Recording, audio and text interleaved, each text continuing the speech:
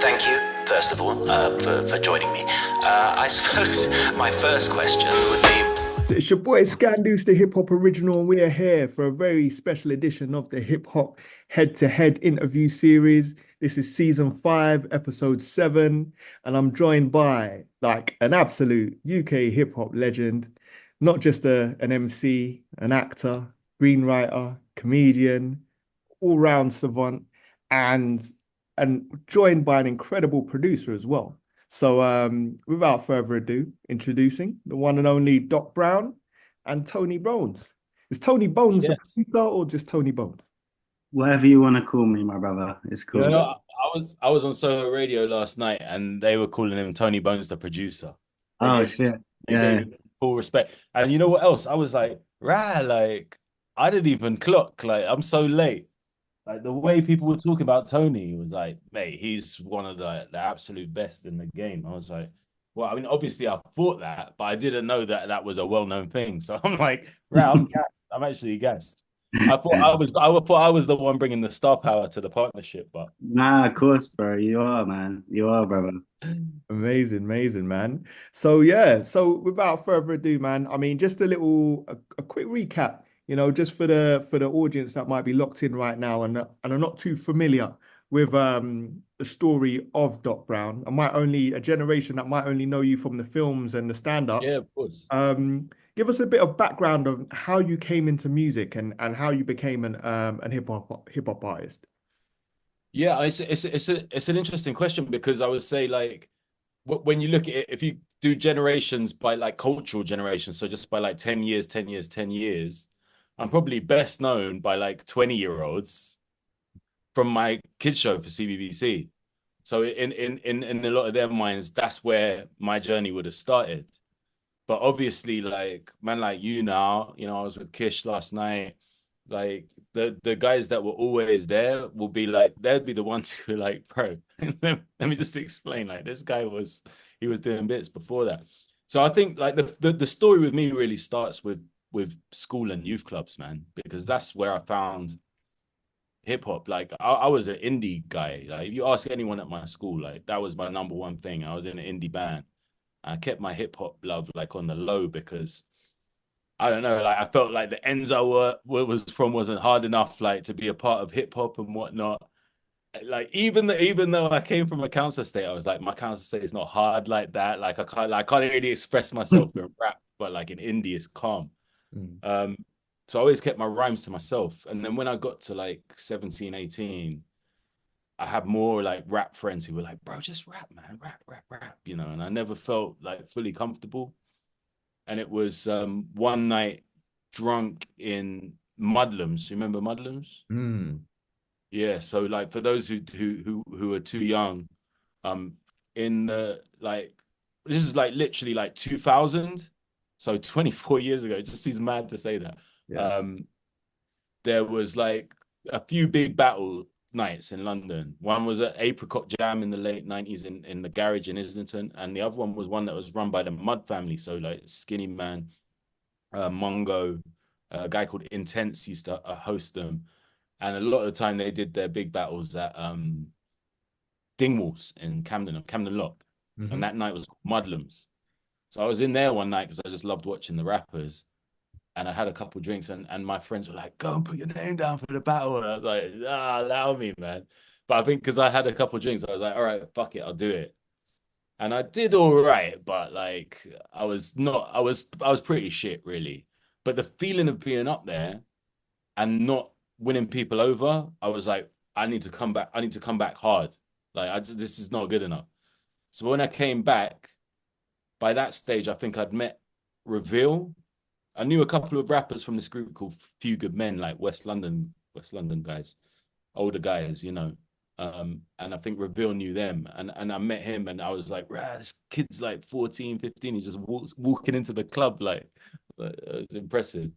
And I got up and I battled and I ended up getting to the quarterfinal in that one and getting knocked out by Sway Mm. DeSafa, who was like, in my mind, he was just like, not a lot of people knew him at the time, but like for me, I knew who he was, and I thought he was just ridiculous. I thought he was like the best rapper in the UK. I actually still stand by that. I think at that time he probably was. Mm. So then it was like there was no shame in losing to him, and I thought, you know what, like why not? And I just started writing more, and Reveal really encouraged me as well to write more. And I was just in every open mic, got any battle that was going on, I get in the battle. But of course, none of this was making me money, man. Like there was a couple things I want, like a one jump off. I think that was like a little bit of cash, but like nothing to live off. So my mom was a youth worker, and I just slid into that. So I was just a youth worker, full time, part time, full time, part time, on and off, on and off, from 2000 until the first time I stepped on stage as a comedian. But hip hop, that's where I met all the people that I know now, like you, such as yourself, you know. That's where I met everybody, because we were all kids, we were all young people just who loved rap. None of us knew how to make money from it, but we loved rap. Yeah. So those were my formative years, really, the early 2000s. And of course, Poisonous came out of that, and you know, all the relationships that I built then. Right. It's crazy to think about, but that's the very start of it, basically. Yeah. And then we've also got a generation that know you from hosting Deal Real. Do you want to say Yeah, anything about that and how you got into that? yeah, they're probably my realest fans, because like they really do see the journey. So like Deal Real came about because my friends had started a record shop. I was lucky enough to know like Vincent Olateu, you know, Tony Tago, Vince's brother Olu, Seth Karma, the Botswana. How do you say Botswanian? He's from Botswana. Okay. I don't know Botswana. if you remember him, the skinny dude, real softly spoken, lovely Right. dude. Yeah. So I knew these four African guys who were just like, they were the smartest people that I knew in terms of like bringing plans into fruition, working with money, making money work for them as young guys, you know, maybe a couple years older than me, you know, but in their 20s. Yeah.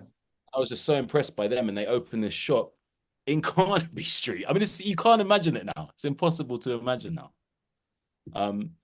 And when I saw the space, I was like, we got to do something here, man. Like you got, like, look at the passing trades. Like we got a rap in here. We have to.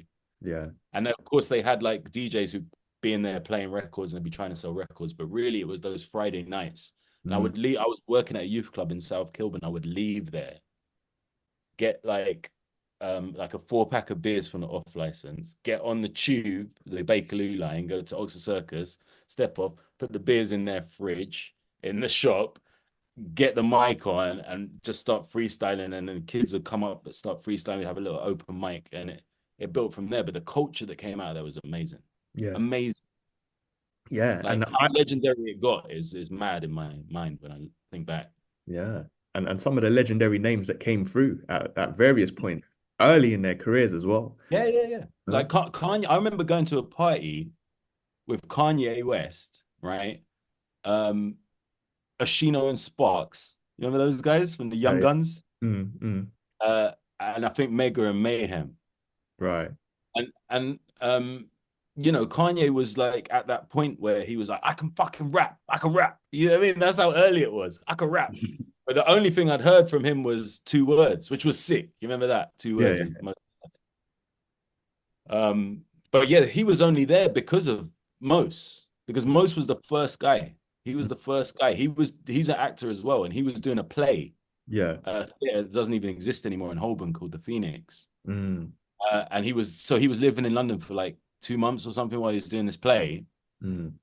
And he passed through, he's like, what the fuck's going on here? And I remember him saying to me, literally saying these words. He said, dude, hip hop doesn't live like this in New York anymore. And it's good, like it moved on, like hip hop had moved on at that point in the States. But we were like in their version, I suppose, of like the 90s. Yeah. Do you know what I mean? Even though it was the mid 2000s, we were in their version of like a different school of rap. So he loved it, and he brought Kanye. And from there, just like we just started hitting up anybody who was in town, American rappers, and say, look, if you want real hip hop at your show, you got to come through Deal Real. And that's how it grew. It's mad to think about. Mad. Amazing. The historical things that were happening as well. Like, because that was the same time grime was born. So we're doing our thing in West London. Yeah. Over in East, grime is starting to explode. And it wasn't even called grime. And I only knew about it through therapists. from Poisonous Poets because he was East. You know what I mean? He was like, he introduced me to guys like Dirty Dugs, as he was called then. I go like, check this shit out, because Farrah came to Poisonous spitting like that, like them guys, all time machine gun. He was the one that taught me how to rap that way. Like I rap double time now. I can rap on Garage, I can rap on Tony's like double time beats and shit. But I learned that from a therapist. He taught me how to do that, and it was the East. I was from East mixed with Atlanta, innit? And I mixed with like South, Miami, 3-6 Mafia, all of that. Yeah, man. So it's a really important part of my schooling and for comedy as well, because if you would have been down the shop, like my job was to just keep things nice. Yeah. You know, I reckon I got in maybe 2 arguments in all the years I was there. Do you know what I mean? And that was always with impossible people. Yeah. The rest of the time I was keeping it light. I take the piss out of myself. Yeah. You know, just like, come on, let's have some fun here. And that was partly because I was a youth worker. But it's also because I didn't realize I had the skills of a stand-up comedian in me already. I just hadn't thought about it. Yeah, man. So before we move into the stand-up side of things, you mentioned a group that doesn't really get the flowers they deserve for what they've contributed to UK hip hop, man. Is there anything you want to say about the Poisonous Poets? Well, I mean, I touched upon it there. That's my education. Like before I met the Poisonous Poets, I was a one-man rapper. I mean, I was in a group called Few Good Men with Reveal, but really, you know, I was like a one-person rapper, like who was around people that love rap, but no one else rapped. So I was just trying to teach myself to be good. Yeah. And I was just feeling myself, and that was it. Yeah. And I wasn't good at all. Like I was like, okay, I could rap on beat, but I had no character. The bars were boring, you know. My voice was like kind of all over the place, like kind of high pitch, like whiny, you know. And so really with Poisonous, like Reveal first, obviously, and then he introduced me to Farrah, and it was us 3. And them 2 were so fucking hard. It was just like, I feel the same way when I'm acting now, when I'm with an amazing actor. I'm just like, I just need to match these guys. As long as I'm as good, don't mean copy them, but I mean like do my thing as well as they're doing their thing. On the same level. Right. You know, and that was my thing with Farrah and Reveal. And we were at like some open mic on a what do you call those things in the middle of the park? It's like a raised thing, it's round. It's like roundabouts. Roundabout it's things. like I don't think they're called roundabouts. What are they called? Anyway, we're sat on one of those in like They're fucking dangerous. Them ones. and Shorty Blitz has got all these like unsigned rappers who are just doing a big cypher. Right. And we went down there, and that's where we met Tony D. He was rapping in that thing, and every time he got the mic, it was like leagues above everyone else. Right. And I remember when we said, well, go on to him, we introduced ourselves. But when we left, me and Rez were like, that guy, man, fuck me. And that was that. So all of a sudden there was 4 of us, and the levels was just really clear from the start. Like, these are the levels you have to hit. And we didn't think of anything else. We just thought straight away, we have not heard any rappers as good as us. Yeah. Until we bump heads with Terra Firma, and maybe like Sway and Pirelli as well, like one crew. Like, we were like, we're the best crew, and no one even knows. Yeah. But we started linking with other people, and they were giving us the same feedback. Like Mud Family were like one of the first to go, these fucking guys. We started to not just feel ourselves, but know that we were hard. You know what I mean? Yeah. And we started getting that respect from all the rappers that we rated, which was basically, like I say, the One Crew, Terra Firma, and 12 Stone. Like, to us, they were like the best guys. Yeah. And the other guys we were feeling were all the East guys who were doing this new thing that was totally different, that Farrah introduced us to. So like Dukes, Crazy Titch, you know, people like that that were on the come up. Kano, Gets, you know.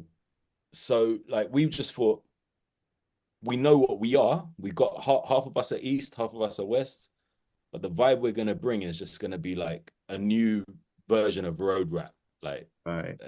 and it's not gonna be like, it's not gonna be overly any one thing. So it's not gonna be overly gangster or anything like that. Mm.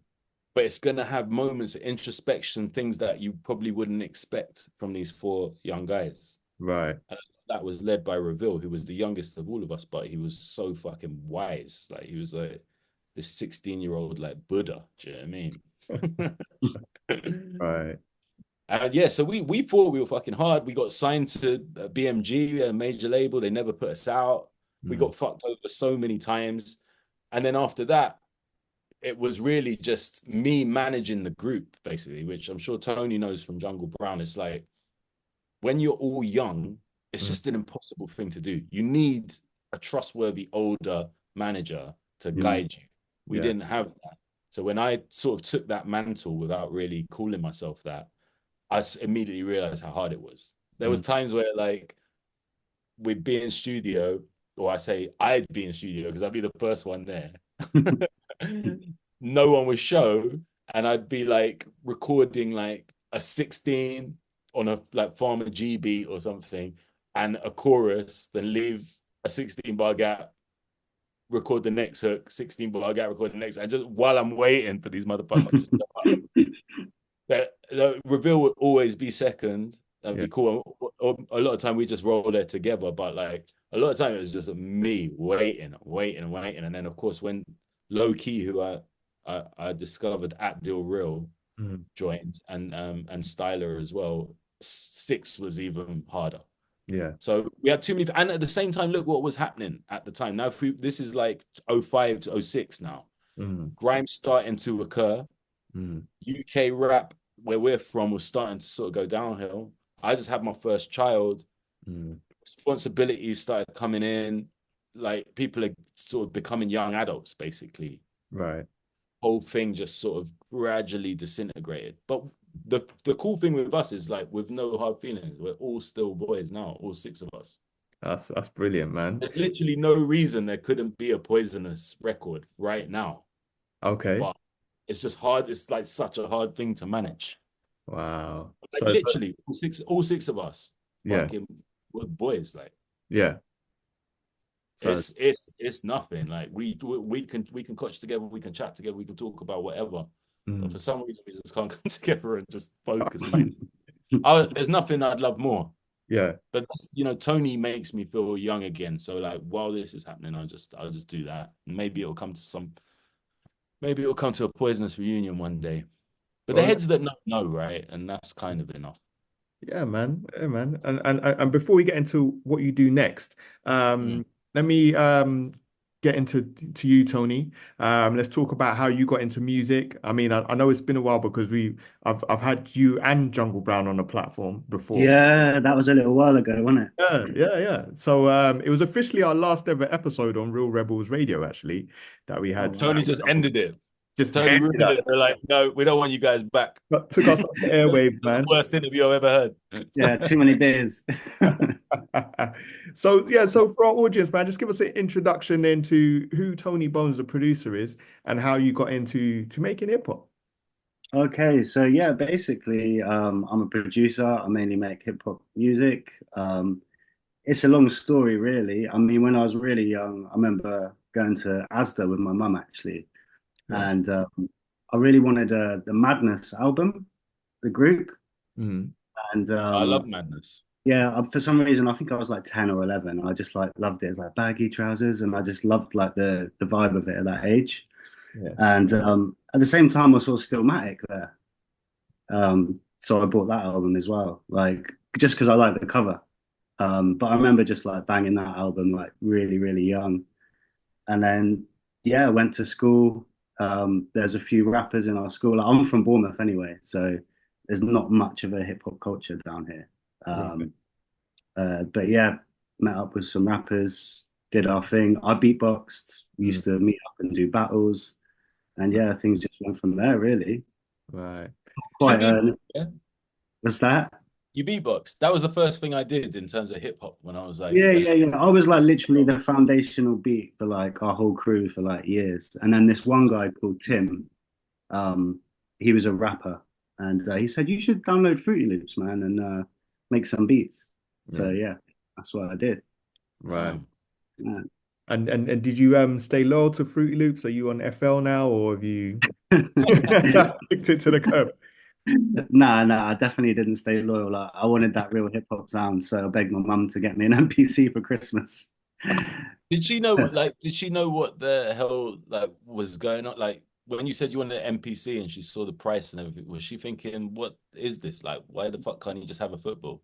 Yeah, I mean, they actually lied to me and said like, "No, you can't have that." And then like on Christmas Day, I just like saw this box and I opened it and I was just like crying my eyes out. So Oh, it's pretty man. That's amazing. yeah. So I took it to my grand's and I'm just there with headphones while everyone's eating Christmas dinner, just like It's funny because I think back and I think like my mum didn't fund anything that I wanted to do like in rap terms. But when I really analyze it now that I'm a parent, what she let me do was have a shit ton of rappers in my room, there smoking you weed, go.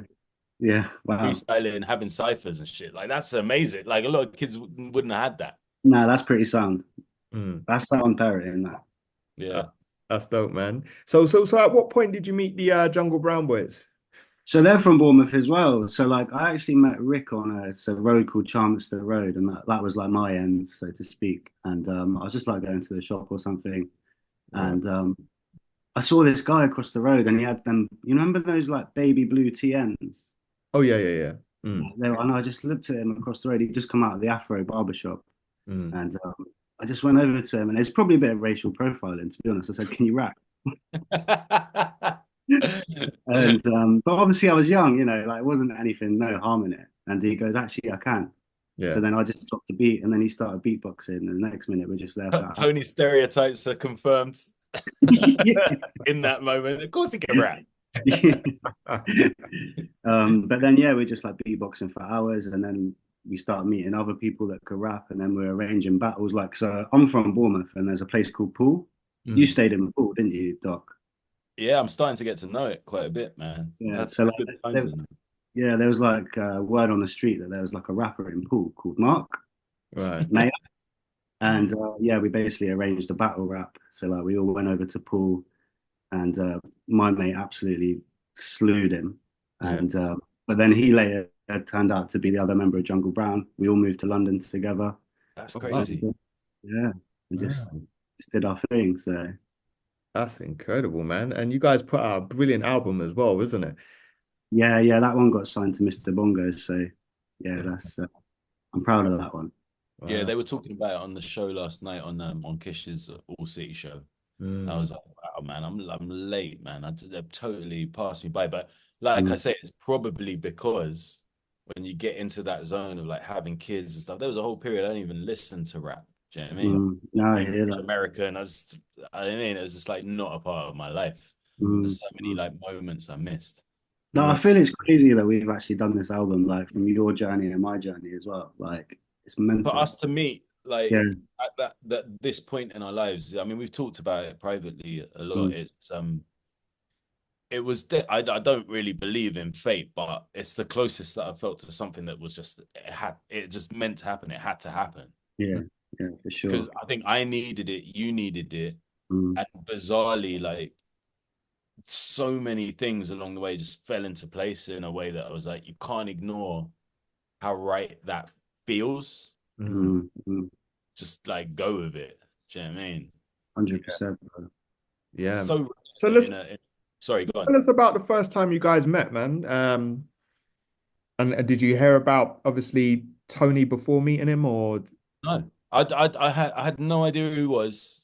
With no disrespect, like I say, it's my own ignorance. It's not on you. It's like my ignorance. But like, I wasn't looking for producers, bro. Like, I was retired. I did my last album in 2017, Mm.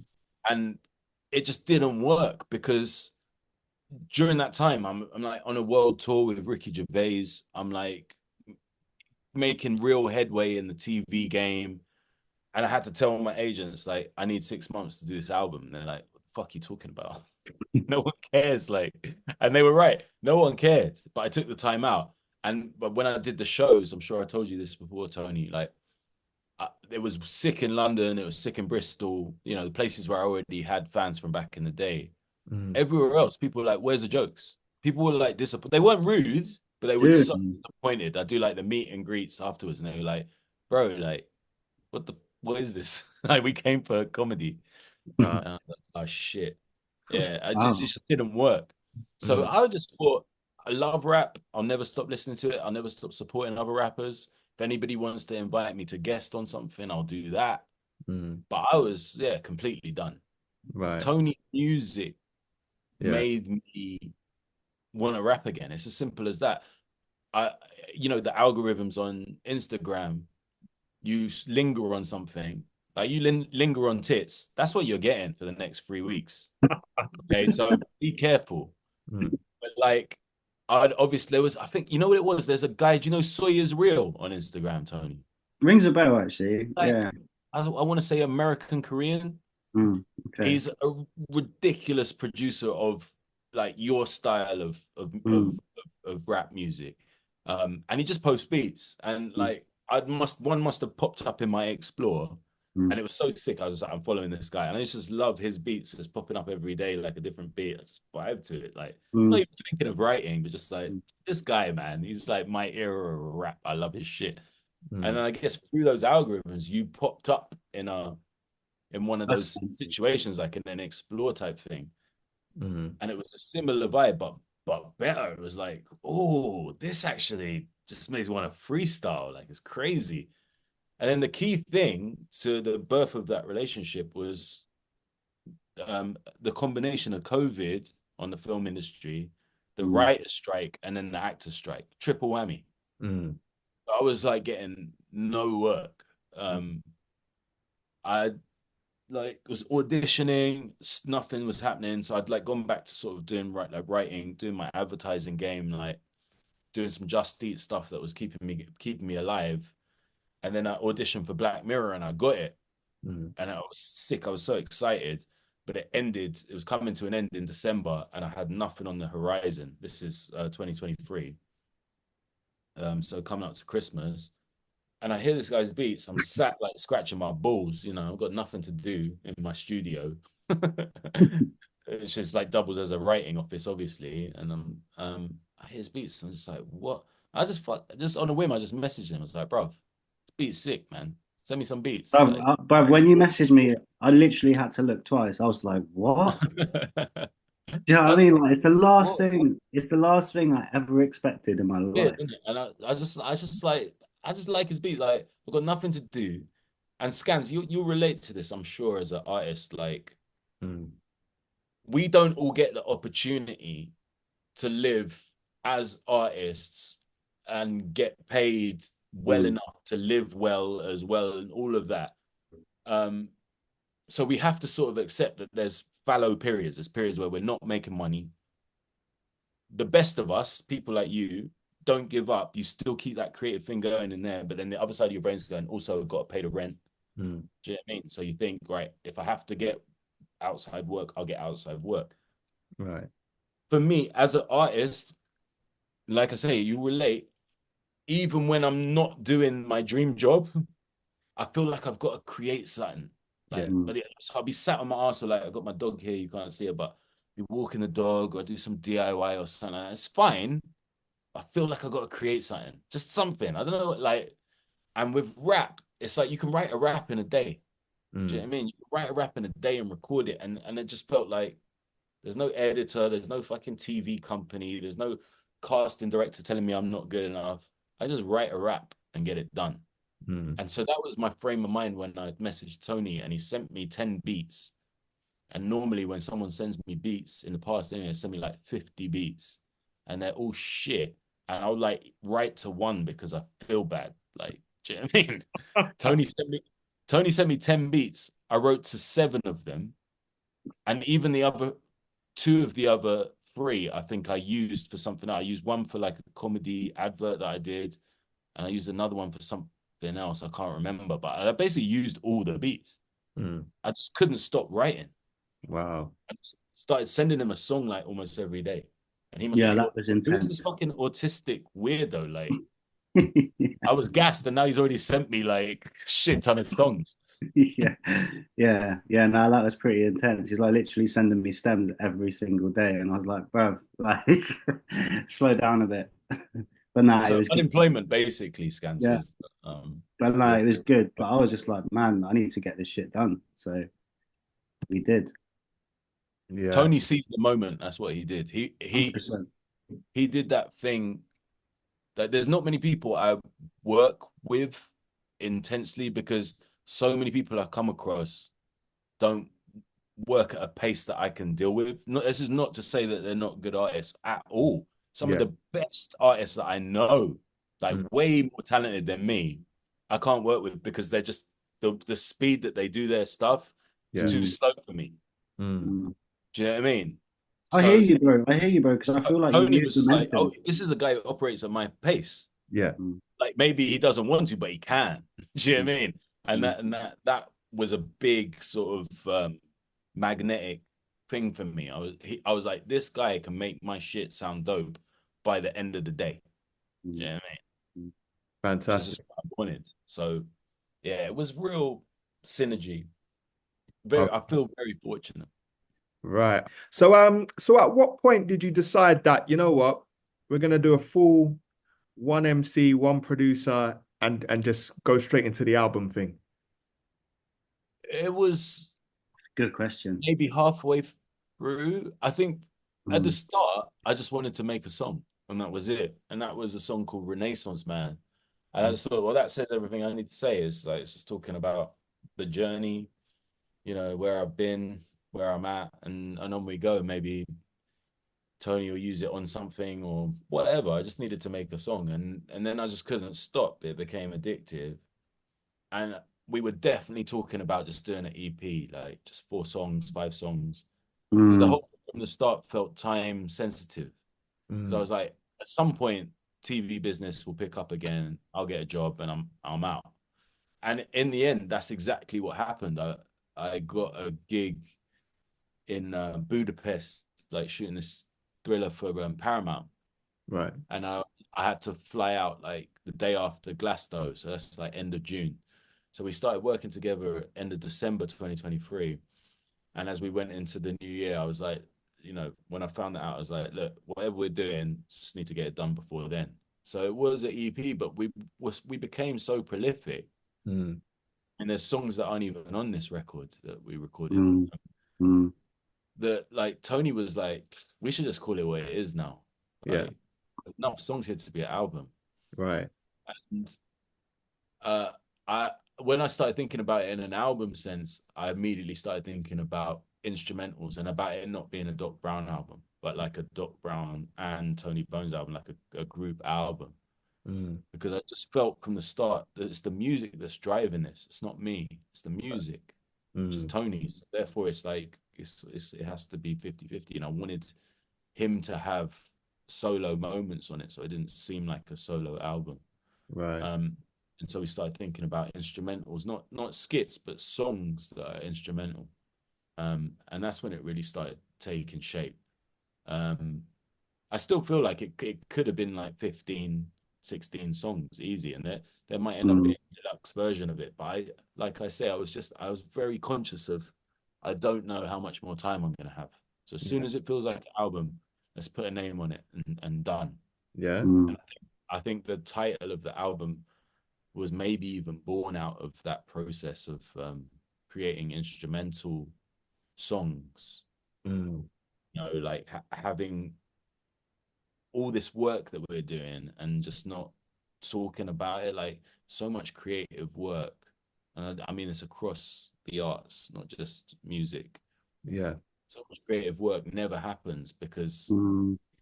they future trip and they get gassed up about what it might become. Yeah. You know, I might become a famous actor. I might become a famous director. I might become a famous comedian. I might become a famous singer. I might become a famous rapper. It's like, mate, do the fucking work first. Mm. We'll talk about all that stuff later. No Mm. one's paying you. No one knows who you are. Like, get the work done.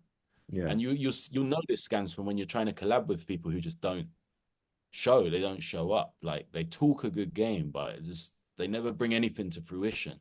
Yeah.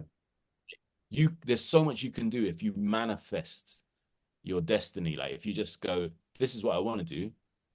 Here are the obstacles to making it happen. I think I can overcome those obstacles. Mm. I mean, like I the skills set that I have, I still wouldn't have the confidence to go, I'm gonna set up like an interview series and get these interesting rappers and producers and talk to them. I still wouldn't have the confidence to do that. I could talk about it, but I wouldn't get it done. Right. So I just felt like there's something really honest in that, because I'm sure we all three of us have been guilty of like talking a good game and then nothing really happening. Yeah. So it's like, look what we're doing, man. We're working every day. We're working. No one's paying us. It's costing us time and money. Yeah. But we're getting it done. Yeah. You know, let's not overthink this shit. You know, I could create all sorts of conceptual songs and do it from a third person, or like speak through a rapper, or write a like crossover alternative album like I tried to do with my last album. Or I could just fucking rap. There's some hot beats, just fucking rap to them.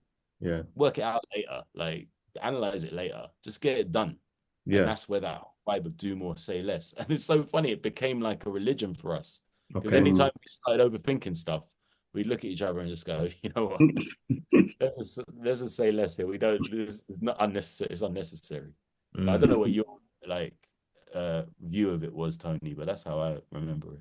What's your For view? me, yeah, I feel like we were just doing a lot and we weren't really saying much. Do you know what I mean? Like I was literally, you were sending me stems and I was just sending you back final mixes.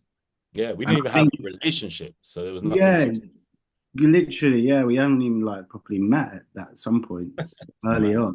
on. And yeah, you were sending me stems and we were just literally doing the work. So I think the whole thing felt very much like that. Like we were just being very, very efficient. Yeah. And I think it worked well, to be fair. Okay. Yeah, I think also I probably said to Tony very early, like, I'm not saying what this is or what it isn't. Yeah. Like, just from the start, me and you were half and half. So my Mm. dog sits here. Give me 1 second. Right, cool.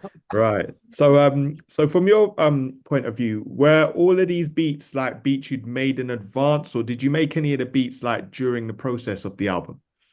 Yeah, there was a couple. There was a couple on the album that were tailor made for Doc because I was like, yeah, we need that kind of vibe, something a bit harder hitting. So yeah, there was a couple like tailored ones. But to be honest, the rest of the beats I just sent him a pack, and yeah, he just ran with it. Like this guy, he works hard, man, fast as well. So Yeah. yeah. And how does it match up against other rappers you've worked with in regards to, obviously Doc is not just a rapper, he's an entertainer and he's got a different work rate, I guess, to most rappers. So how did that appeal to you during the process? Like I really enjoyed it, man. Like the efficiency, which I touched on briefly then, and just like his communication is great. And I said it in another interview we done as well. Like I think it goes to show like why people like Doc do so well generally in the entertainment business or in life in general, because the work ethic is there and it's really noticeable. Yeah. Yeah. You know, so like he's constantly working and doing stuff. Like I've been running around like a maniac working with Doc, like, but it's taught me that is that is what the level is, and it's a good way to get into that kind of the next kind of stage, if that makes sense.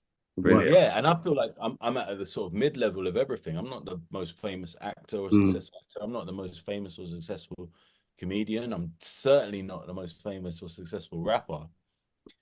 But I make a living from all of those skills, right? And to me, that's like the next level up.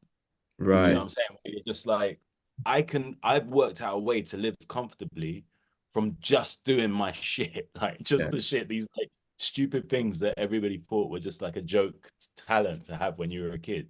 I make a living off of that. So for me, that's like amazing. Like I already feel like a success, but it's really interesting to me to meet people on that next rung down, so to speak, if that's not disrespectful, and see who's got the potential, that same like the lack of fear, the confidence to just go, I'm just gonna do this because I believe in my ability, and like they're actually few and far between. There's like a guy, because I do like children's books as well. The guy that does my illustrations, he's like that. He hollered at me, like I would never thought of writing a children's book, but he always wanted to draw, and he was getting into like storyboarding, like animation and stuff. and he just sent me all these characters, and he was like, "Bro, you got to come up with some rhymes for this." Do you know what I mean? That's all it is. He simplified it. We got a publishing deal together, and he's just gone off and done his thing. Like, you know, we're not working together now, but I just love the fact that he's just in that industry now. He's like a professional illustrator. That's what he does. Because he's got that same energy. Like, and those are the guys I'm looking out for. Whereas like those guys that I know that I love them, but they're like, bring me in. And it's like, what to what? Like what? It just sounds like this is a coattails thing. You just wanna just jump on this. But like, do you know what I mean? I'm attracted to people who like, this is my fucking thing. Like, my thing. You could get involved or not. I'm just gonna, if you're not here, I'm gonna be doing this shit anyway. Do you know what I mean? That's more attractive, I think. Wow, man. So let's talk about the rollout of the album. So the album's completed now. We've got singles coming out, visuals coming out. I mean, what affected your decision to go with certain singles, man? And I do want to talk about the visuals for Jokes as well, which I thought was brilliant and a unique look of making a hip hop video. Do you want to speak about that? Yeah, I mean, the first single was gonna be Say Less. And then at the last minute, I wasn't comfortable with the lyric. I wanted to. There's so many songs on this record where we didn't know what we were making at the time. And I listened to that song that I thought was going to be the first single, and I thought it doesn't encapsulate the album in the way that I want it to. So I spoke to Tony. We agreed that I would just tweak the lyrics slightly so that it just was more reflective, more encapsulated what we were trying to do, and it came out way better. But that was so late in the day that we had to deliver a single anyway, something that was ready that I just sort of rewritten parts of. And the more I listened to Jokes, the more I was like, this kind of tells people, even though there's no chorus on it, it sort of like tells people exactly where I'm at. It's like the perfect intro. Like, it's just like, especially in your head, I guess, since doing your gigs where people are like, I wanted Jokes, like, what the fuck, man? And you're like, it's like a really fun way of saying, like, I know I'm a joker, but this bit is my serious stuff. But even my serious stuff is not like, take me really seriously, I'm like the best rapper in the world. It's playful, do you know what I mean? But it's not comedy. So I was like, how can I make that come across visually? And the first thing that came to my mind was like the juxtaposition. So I remember saying to, it was Liam from Don't Flop who shot it. I remember saying to him, this is actually really hard to perform. It's really difficult. For me, it was like the performance equivalent of like patting your head and rubbing your belly. Do you know what I mean? It's just so weird. Like I'm not used to like moving my body like this, wearing what I'm wearing, smiling like I'm smiling, just skin and teeth, and rapping these lyrics. So I just lent into it because Liam was like, well, just make it like weird, make it creepy, like go all the way out, like one of those really bait comedians who's like, hey, like I'll tell you a joke, come on, you know, do it like that. And I thought, yeah, that's actually a great steer. And yeah, I think that it came out kind of almost exactly the way I wanted it. It's like, it looks like a stand-up gig. It isn't. Yeah. It's borderline creepy. Like I wanted it to be just slightly strange. Do you know what I mean? Almost like a Black Mirror comedy gig. Yeah, exactly that. Right. So that was no, I love that video, man. I've had great feedback. Like, and I check YouTube every day for the comment. I know I shouldn't do that, but I do not get involved. I haven't got involved in that. I started stand-up. Like. Yeah. Yeah. Man. And how challenging do you find it to incorporate your humor into your hip hop? Because it almost feels like they're polar opposites. It's weird. Sometimes it's really hard and sometimes it's really easy. Like, I think the concept of me now in my 40s rapping, to me, there's elements of that that's kind of funny. Do you know what I mean? There's elements of it that is just like, I can't pretend I don't have kids that are the same age as like fucking Morrison. Do you know what I mean? Like I do. So for me, there's like an element of like some things have to be taken seriously and some things don't, and I don't mind that. Mm. And I think back to my battle days. I won almost all of my battles, if not all of them, for making people laugh. Yeah. And that was before the days of Don't Flop, when it was about essentially writing jokes about the other person. You know, this was in the days of it was like, who's hardest? Like, who's coldest? Who's the coldest rapper? Mm-hmm. And I would get dissed for all the obvious things. And it was back when I was still wearing my glasses, you know, I was sort of ready for it. And I just thought the best way to diffuse this was with humor. Yeah. It was instinctive. Mm. And I suppose like some of the rappers that I was obsessed with, Yeah. 90s, were funny, like Big L, Biggie, Mm. Big Daddy Kane, Big Pun, Mm. Nori, the Beat Nuts. Mm. I found all that like really funny. Yeah. Just in the last show I saw before COVID hit was the Beat Nuts, and Mm. Juju was like a stand-up comedian. Like he was in between songs, he was hilarious, just off the cuff, hilarious, Mm. you know. And I just thought there is a tie in there. There is a tie in there. But I don't want people to take the whole thing as a joke. You know, Right. I want people to go, no, actually, this guy can rap his ass off, and these beats are fucking hard. Mm. But I think to act as if I am Morrison or I am, you know, Dave or Pot of Paper or something, I think that would be ridiculous. Mm. So for me, it's like there has to be some humor woven into it, Right. but not comedy rap. So there's not a single song on the album where it's like, this is played for laughs. This is like proper tea, or do you know what I mean? Everybody's racist or something like. Yeah. It's nothing like that. It's nothing Right. like that. It's the polar opposite of that. But there's an acknowledgement that those things exist. I think it's probably the clearest way to explain it. There's no pretending that I haven't been goofing around doing stand-up or prancing about in makeup being an actor. There's no pretending that hasn't happened. Yeah.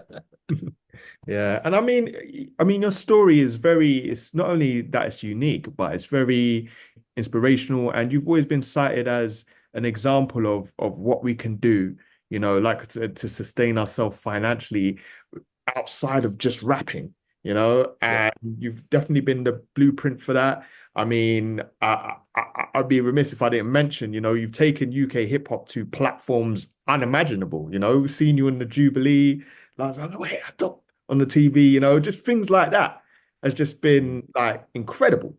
I mean, is there anything you want to say about the places that you've taken the art form? Well, thank you. First of all, that's a nice reminder that I have done some like crazy things, using rap, really, you know, like utilizing the very first skill that I sort of developed, artistic skill that I developed. I think coming from youth work and like my first proper, you know, full-time entertainment job outside of stand-up being the 4 o'clock club, which was with kids.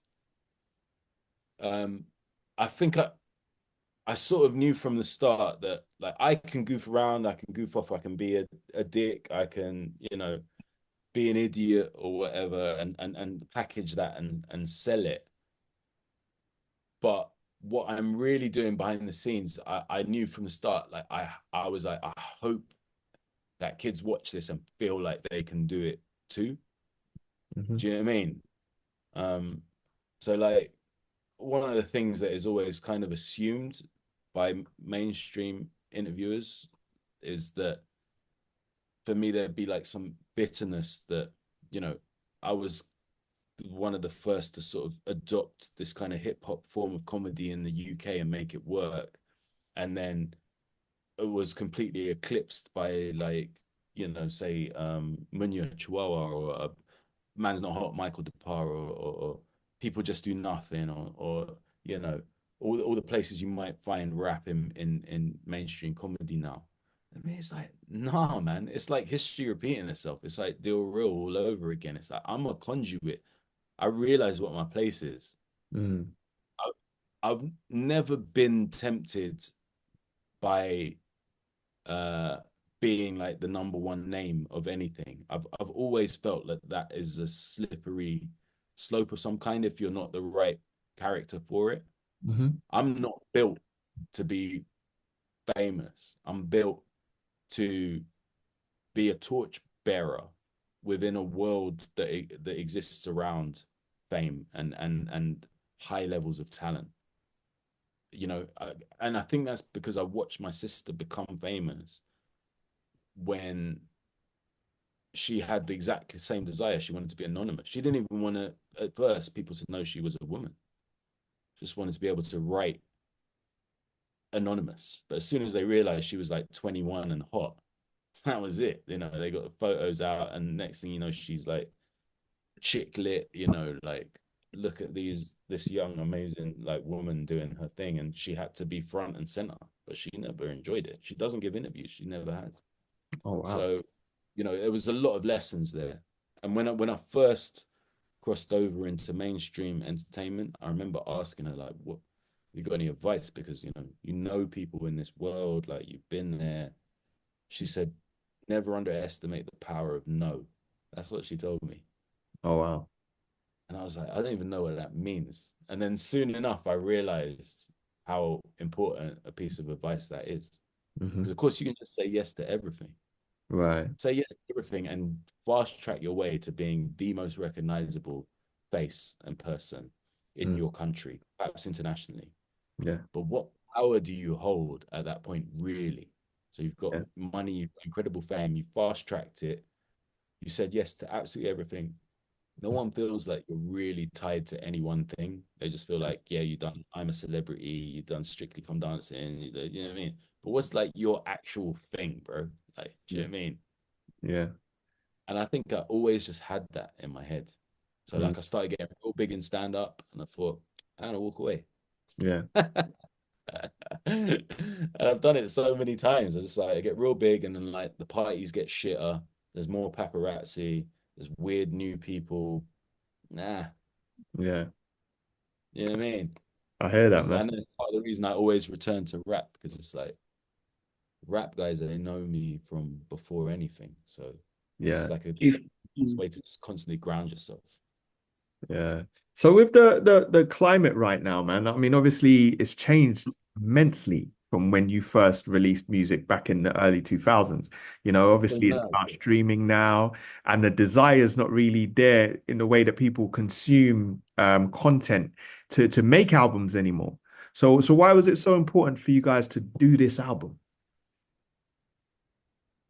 I mean, Tony, I've spoken way too much, so you can speak on this. I'll just very briefly say that it's probably to do with the eras that we're sort of interested in. But I think me and Tony are both open to releasing a song here, 3 songs there. I don't think we're wedded to any particular format. It just felt like the right thing to do at that time. But Okay. Sorry, I forgot what the question was.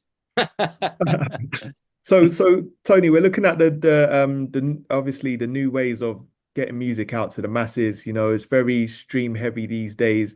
You know, you still got purists that want a vinyl or a cassette tape, but I mean, most people try and shy away from releasing full bodies of work now. You know, I mean, so why was it important for you guys to connect and make this album? Yeah, I mean, everyone bangs on about like the waterfall technique and releasing singles and singles and singles and singles and singles just to, hopefully get on a playlist or whatever. Yeah, it can work. But I mean, at the end of the day, like, I think especially with Doc's schedule as well, like we just wanted to get this shit done and finished and out. And to be honest, I think we want to make some more music as well. So Yeah. yeah. So we'll probably do it differently next time around. But yeah, that's the other thing to say, Scans, is like I don't know shit about the music industry right now. I've been taking advice from Tony, from my music manager, that like they've been telling me what the sort of the atmosphere is like in that world now. And it's like it's unrecognizable. So I sort of made a deal with myself from the start, like don't put any real weight on it. Don't feel like it has to be this thing, like if I was planning a stand-up tour in 20 2014, I would have had expectations about the size of venues I'm doing, the amount of people I expect to be there. If we sell out this night, I want to do 3 more nights at that venue. Let's look at the insights from Liverpool, Manchester. Okay, boom, we'll do 2 in Manchester and only 1 in Liverpool. Do 3 in Bristol because I know I've got that. You know what I mean? I'd be treating it like that. With rap, it's like, dude, I haven't fucking done this shit since I was like 20 years old. Like, what the fuck do I know? So it's been a real sort of humbling experience. And I just thought, don't expect anything. I don't expect people to even listen. But for me, it was a way of dealing with an empty space in my life that required creative work. It just did. You know what I mean? So the songs come from a real place. If people feel them, great. If they don't, I'll still keep making music for fun and doing my other job for a living, you know? But I just don't put that weight on it. That's amazing, man. So let's get to Shilling. You know, the album's dropping. Is there anything you want to say about it? What we can expect? I think if I'm honest with myself, I would say it's like brand new retro. Do you know what I mean? It's there's a nostalgic feel to the album because of who I am, because of who Tony is, because of the music that we like. It's inspired for sure by jazz and by the rap that we grew up on. And yet at the same time, I wouldn't describe it as wholly old school. I wouldn't describe it as, oh, it's like a 90s rap homage. It's like there's something very immediate and now about it, but I'm not gonna deny it has like huge waves of nostalgia for me as well. And I'm sort of shameless about that. I don't mind admitting it. So, you know, if your thing is just like trap, drill, it's probably not gonna entertain you. Or maybe it will. I mean, I don't know. Like some people just like all types of rap, like me. You know what I'm saying? Like right now, if I'm thinking about rap that I listen to, it's probably mainly UK, much of which could be described as drill. So I listen to all forms of rap, but like I love the new kids, you know, doing their thing. Brilliant. Oh, I think it's got range, but what the fuck do I know? Some kids might pick up and just go, "What is this old man rap? I can't deal with it," and that's fine. Okay. But I don't know how you describe it, Tony. Yeah, I feel like, do you know what it is? Like, I'm just constantly reminding myself to have no expectations because I tend to get very gassed as a person. I'm like, mate, the album's dropping Friday. Like, this is with Doc Brown as well. So I'm constantly just saying to myself, like, you know what? It is what it is, and just release it and see what happens. But like, I know it's good music. It is some of the best music I've ever made. So Yeah, same. if people receive it well, they receive it well. If they don't, then fuck them. Right. That's the attitude. Yeah, like that. What he said. Man. So you've given us a little nugget that there may be a sequel to this album. I think Sorry, from listening. well, Yeah. From giving it a listen, man, I can obviously let listeners and viewers know that this is an incredible body of work. You know, like you said, like you guys both mentioned, is some of your finest work. So for the people that might not be overly familiar, man, what's the best way to get in touch with you guys on the socials? for me, it's Instagram. I mean, it's the only one that I sort of engage in on a regular basis. So that's just same. 88. Tony, Yeah, Tony Bones, the producer. Insta as well, yeah.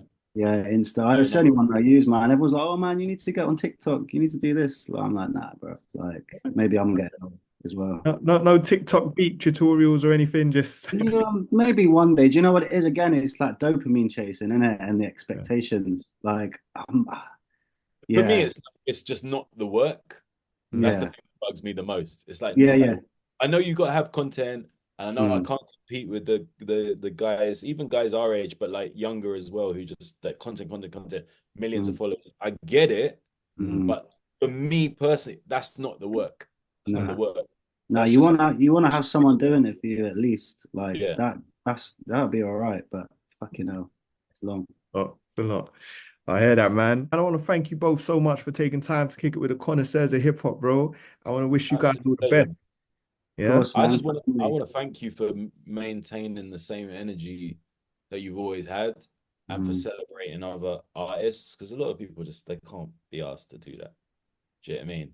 Or they're too egotistical, so they can't have other people sharing their platform, or do you know what I mean? They can't give platforms to other artists. So I just, yeah, you're appreciated, man. Yeah, man. Thanks a lot, bro. All right, brothers. Thanks a lot, man. Until next time. Take care, bro. Peace. Nice. Pete.